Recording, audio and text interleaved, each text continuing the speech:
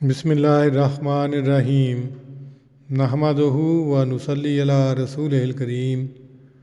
صحیح البخاری کتاب الصلاۃ باب 5 اذا صلی فی الثوب الواحد فلیجعل علی عاتقیہ، یعنی جب ایک ہی کپڑے میں نماز پڑھے تو اسے اپنے دونوں کندھوں پر ڈال لے۔ حدیث نمبر 359۔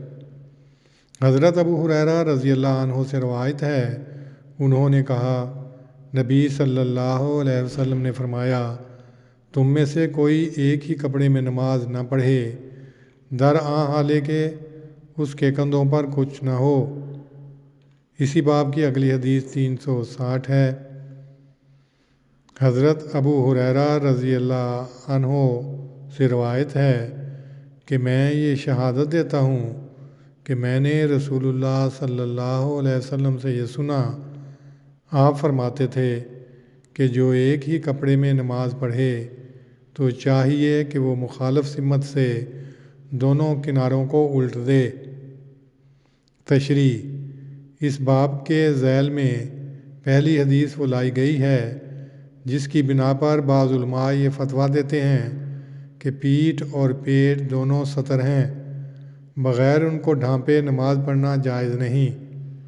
یہ فتویٰ رد کرنے کے لیے حضرت ابو ہریرہ کی مذکورہ بالا روایت کی ایک دوسری سند پیش کی ہے جس کے الفاظ یہ ہیں، من صلی فی ثوب واحد فلیخالف بین طرفیہ۔ اس میں ممانعت نہیں بلکہ صرف یہ ہدایت ہے کہ جو ایک کپڑے میں نماز پڑھے وہ اسے اس طرح باندھ لے، اس سے ننگا ہونے سے انسان بچ سکتا ہے۔ یہ ارشاد نبوی بطور ایک حکم جازم کے نہیں۔ اللہم صلی علی محمد وعلی آل محمد کما صلیت علی ابراہیم وعلی آل ابراہیم انک حمید مجید۔